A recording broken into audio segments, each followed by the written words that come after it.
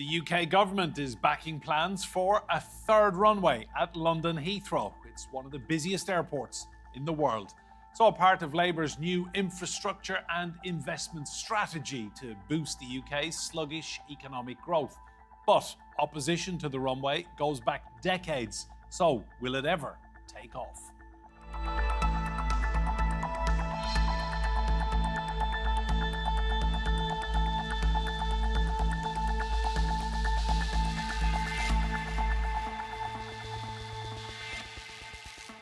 Hello and welcome to Roundtable. I'm Enda Brady. Now, the UK has suffered from low levels of investment in recent years.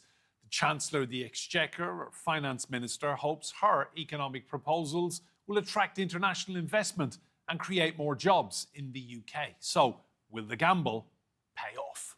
As our only hub airport, Heathrow is in a unique position, and we cannot duck the decision any longer.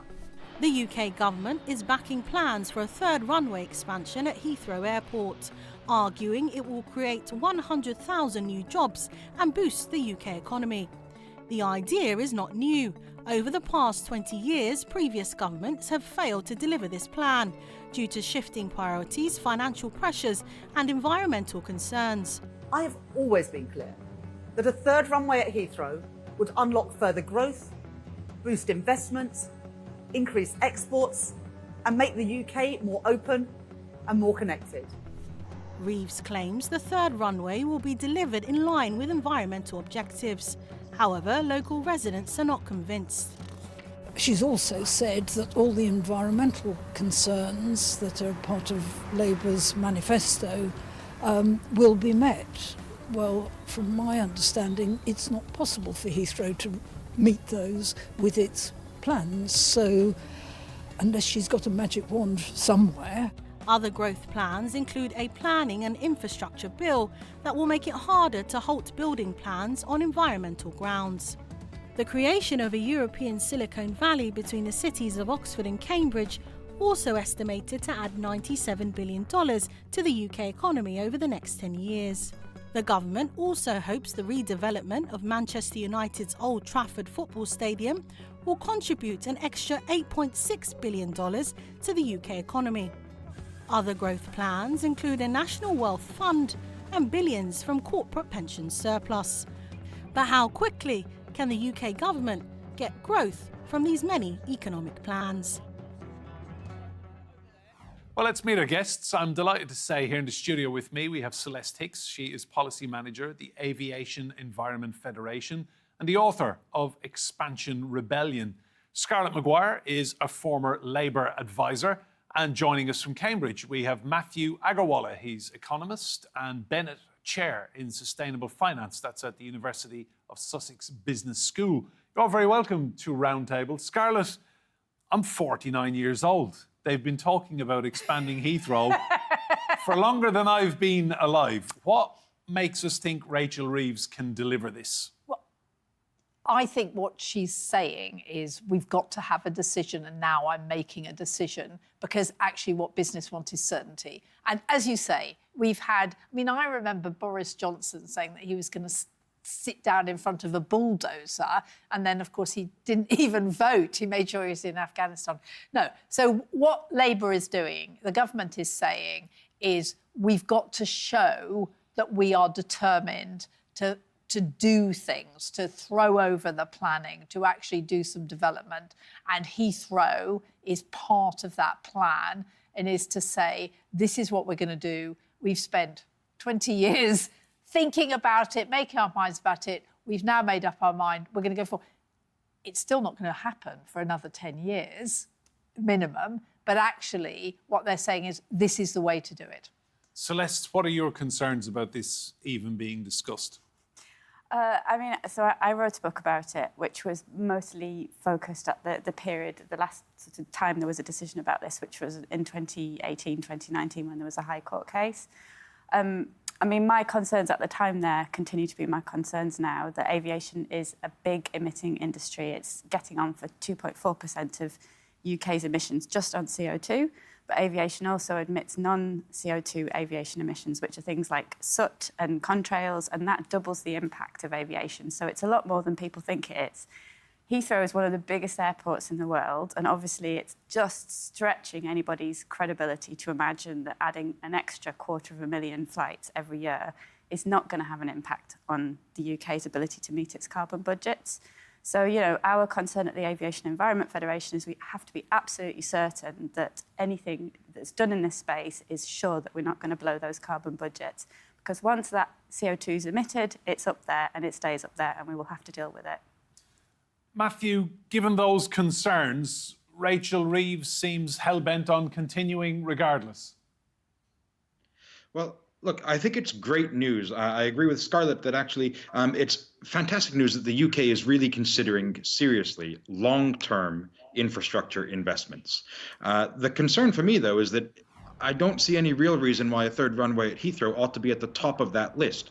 And we've had such a dearth of investment into long-term infrastructure over the past 15 years. There are a whole host of other opportunities that I think would deliver better growth, better improvements in economic outcomes in the regions across the United Kingdom, and wouldn't have the environmental negative consequences. That said, aviation as a sector is alive and well, and it's growing, and it's going to continue to grow. The question for the UK is whether new flights, demand is growing 4% per year, whether those new flights come to London or Paris or Amsterdam doesn't make much of a difference to the global exchange of greenhouse gases into the atmosphere. It just makes a difference to on whose balance sheet we tally up these negative credits.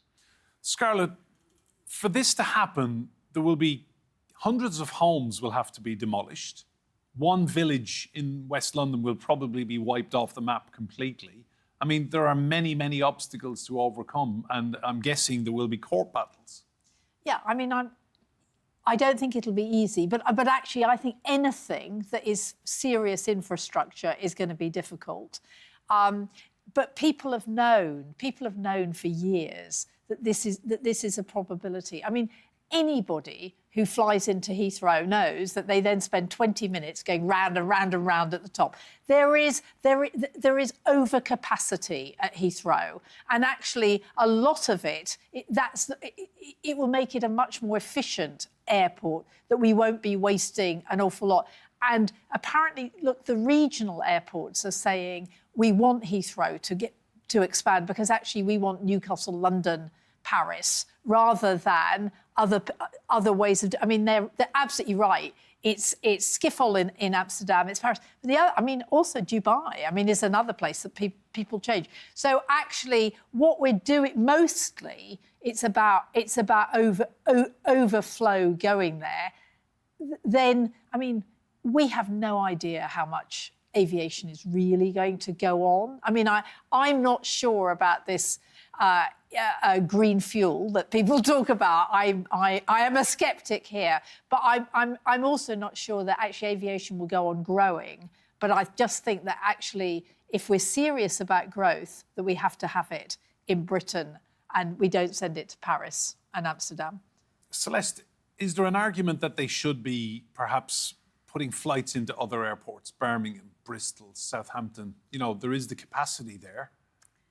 Yeah, I mean, this is one of the things that came up in the Airports Commission, which was the big piece of work that was done under the coalition government to decide between Heathrow and Gatwick.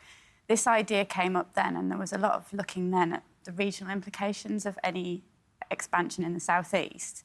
And actually, the Airports Commission came up with the idea that it would be just a Heathrow northwestern runway, and Gatwick at that point was forgotten about as an option. And now we have the prospect that Gatwick's going to expand as well, which is not what the policy context in the UK said 6 years ago. But one of the things that came up a lot then, a lot of the opposition in the early days, going back to sort of 2017, 2015, was the regional airport saying, we've got capacity. Manchester Airport has a lot of capacity. It has a second runway, which is not being used to its full potential. That's come up recently where Andy Burnham said, well, why does London get all the growth every time? And, you know, if you go right back to 2010, the last time Labour government was supportive of a Heathrow third runway, when the coalition government came in, they said, no third runway. We want to spread the benefit of the growth across the country. And then HS2 was the option that was given then. And obviously, we know what happened with HS2, and now we're right back where we were in 2010, which is, sad in some ways. And yet again, the north of England gets completely neglected. Yeah, and I think, there are some figures from the Airports Commission that suggest something like 27,000 jobs would be relocated from the regions to the southeast, not just in the operations of the airport, but also the building of the airport, because obviously you're going to use workers who are local to London and not workers from the rest of the country to build the airport. So, it does concentrate investment in the southeast, which, again, is not what we want as a country. We want to balance that investment across the country. Matthew, how much does the UK need growth right now? Desperately, absolutely desperately, we need growth. Growth in living standards in the UK has essentially flatlined. Productivity growth, the amount of money value generated per hour worked, has been around 0.5% per year since the financial crisis, 2008, 2009. That is well below our long-run trend of 2%, which we saw in the half century from the Second World War up until that financial crisis. That means lower real wage growth. It means less disposable income for households. It means people don't have as optimistic a view of the future. It means we're not saving enough as individuals, as households, as businesses, and when we don't save, there isn't any money to invest. It's a national accounting identity that savings equals investment. Investment is what then unlocks growth. And we've been really poor at that. We invest, say, 16, 17% of our GDP. Developed countries in Europe or in North America, by contrast, are investing 22 to 25% of their GDP. The lack of investment means we don't have the infrastructure we need, we don't have the hospitals we need, we don't have the skills we need, we don't have the IT services and capacity that we need in order to compete in a global economy. So investment is key. That's what's going to unlock growth. And that's what will help us get out of this sense that things in Britain are sort of broken.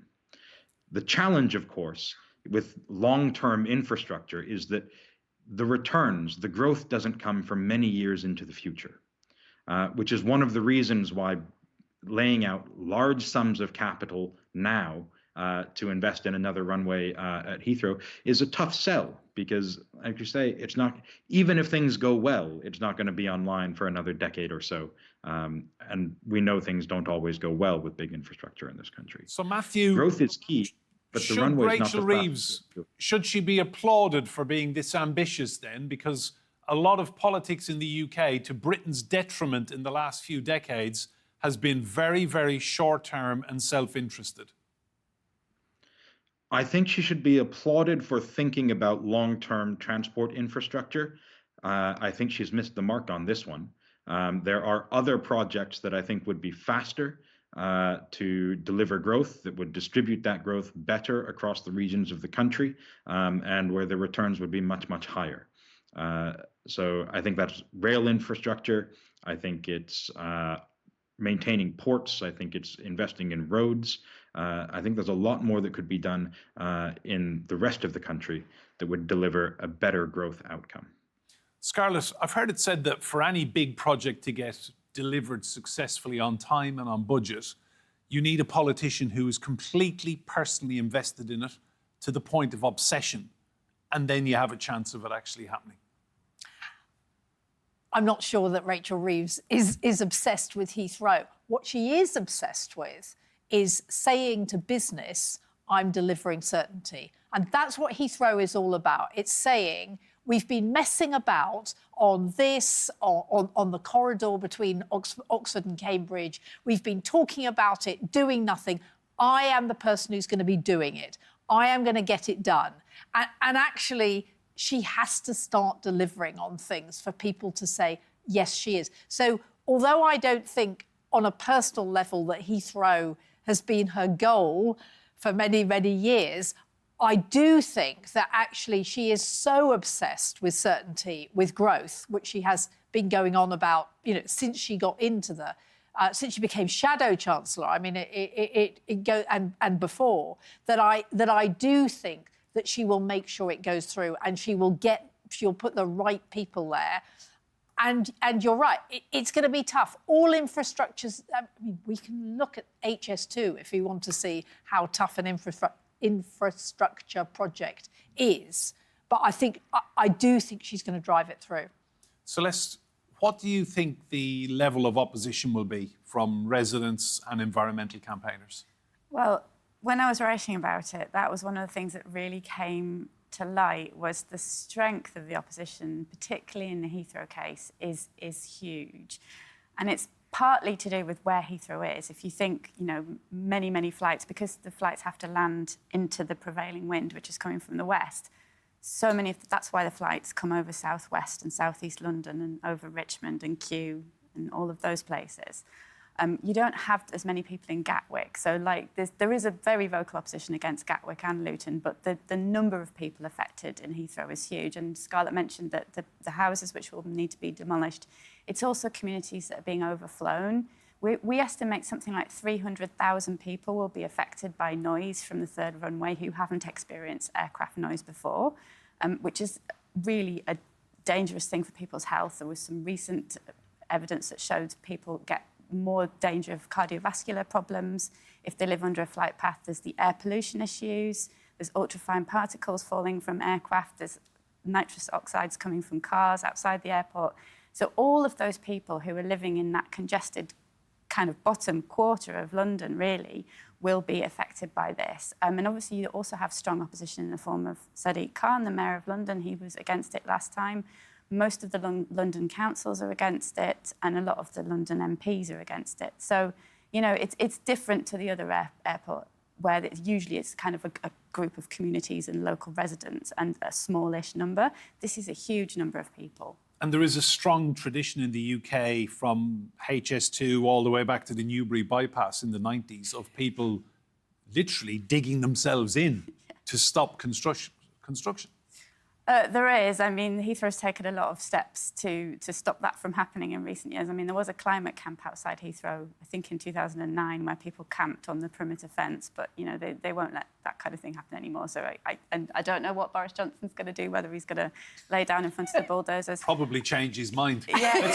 Let's go to Matthew. Matthew, talk to me about this Silicon Valley then between Oxford and Cambridge. Are you excited by this? Yes. Absolutely. I think this is a much higher priority for several reasons. First, it delivers net zero compliant infrastructure. This is already a really high value corridor. There's lots of business investment already in this region around our universities of Oxford and Cambridge. But it's not just them. We've also got Oxford Brookes University. We've got Anglia Ruskin as well, which are growing and doing really well. The university sector was one of this country's top performing sectors, including for exports and a massive growth industry over the past 25 years or so. That was until we had this anti-immigration sentiment amongst now multiple governments, which says we don't want foreigners and we don't want foreign students in this country. Every single day, there's a newspaper article about another university that's cutting staff because we don't have the international students to subsidize the domestic students. And there's a real crisis across the sector. This sort of infrastructure investment can help reinvigorate that. I think there's a huge amount that the universities will benefit. I think there's a huge amount that the students will benefit. But even more so, there's a really big potential for business growth and investment here too. It is absolutely insane that we have the original Cambridge, and yet the city of Cambridge, where I am today, is tiny compared to that upstart in Cambridge, Massachusetts, Harvard University, which has the entire city of Boston attached to it. We could have something like that here in the United Kingdom, a dynamic, high growth, high human capital, really exciting place to be. And this infrastructure project to reconnect the East and West is one of those really high priority steps to do that. The challenge, of course, is it's still sort of golden triangle south of the country, and it doesn't really deliver for the north. And I think that there are really big opportunities to do something similar across Manchester and Liverpool and the Scottish universities of Glasgow and Edinburgh as well. Scarlett, just on that point, I mean, the north of England never gets a look in. It's always the southeast, London, Cambridge, Oxford. I mean, why? I absolutely agree that you've got this ridiculous thing of you need to...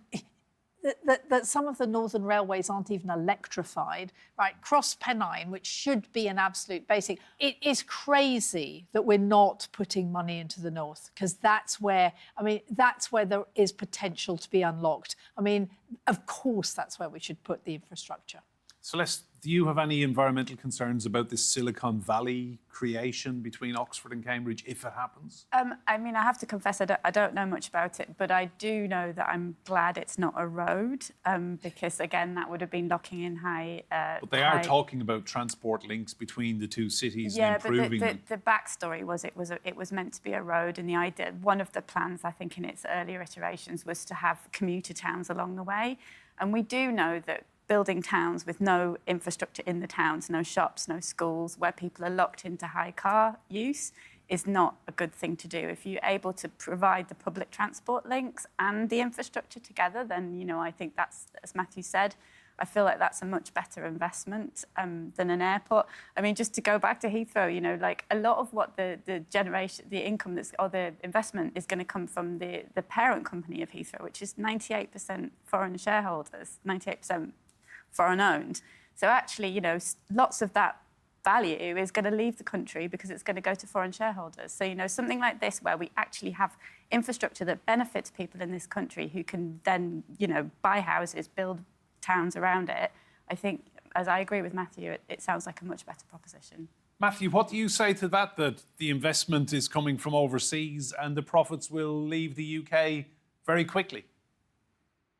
Well, there is some sense to this argument that because, say, the owners of Heathrow Airport include groups like the Sovereign Wealth Fund of Saudi Arabia and of Qatar, that perhaps some of the benefits from those expansions would flow out of the UK. But really, when we're talking about transport infrastructure, the gain for society and the gain for the economy is not to the owners of the transport infrastructure itself.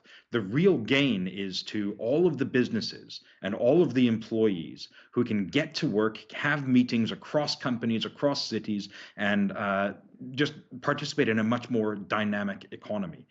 So actually, the growth potential is not just that the owners of the specific unit of infrastructure will have more or less profit.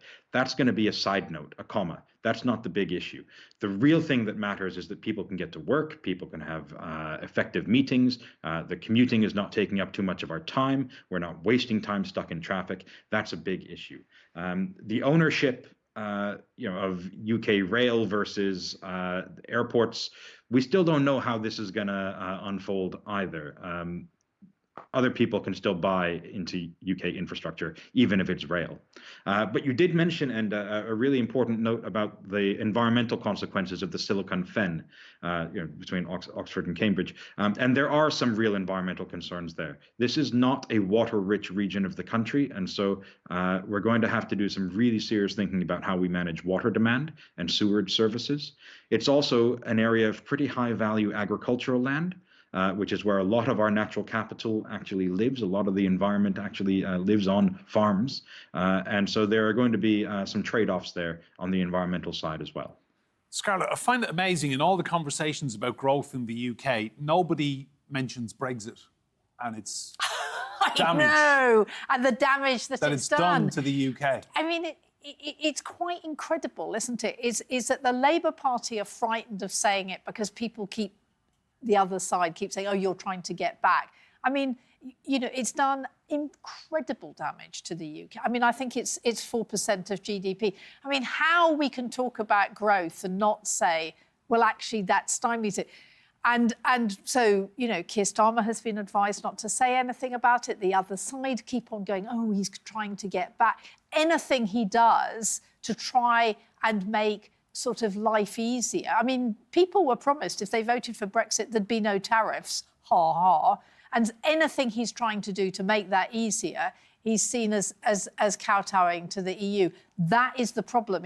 The problem is the political discourse at the moment around the EU that is absolutely fueled by the right-wing press. I mean, if you read it, It is quite incredible that you would think that, you know, he was going cap in hand instead of actually trying to get Britain back on a proper place. And moving again. And moving again. Celeste, final point to you. I want to talk about carbon emissions. So how can Labour's government be talking about net zero, working towards reducing carbon emissions in the environment, and yet have this huge projects that they want to push over the line in the next decade or so?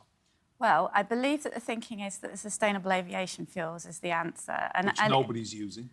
So we think it's about 0.8% of global fuel production today. I mean, it's interesting because there is an industrial opportunity there. There's an opportunity the previous government said this, and this government have said it. There's a plan to build 5 domestic SAF plants in the UK. Lots of them are places like Teesside. I come from Teesside, so you know I'm in favour of any development for Teesside. And there they're going to use old industrial sites with carbon capture and storage to produce fuels using captured CO2. So there is an industrial opportunity there. The problem is the scale of it, and the problem is the price of it. At the moment, all sustainable aviation fuel is somewhere between 2 and 5 times as expensive as normal fuel, as kerosene. The really good stuff, which is the stuff that they're looking at producing in Teesside, is capturing the CO2 from the air and putting it into the fuel. So not biofuels. We know the problems with biofuels. That stuff is about 5 times, if not 10 times, as expensive to produce as kerosene. So obviously, if the airlines are serious about this, and this is the answer, and Rachel Reeves's plan is predicated on the assumption that we can increase the amount of SAF and that will cancel out the emissions, then it's going to be more expensive. Celeste, thank you. Scarlett and Matthew as well, thank you all so much. Remember, you can see more discussion and debate on our YouTube channel. Search for Roundtable TRT World. But for now, from me, Enda Brady, and all of the team here, goodbye and thank you for watching.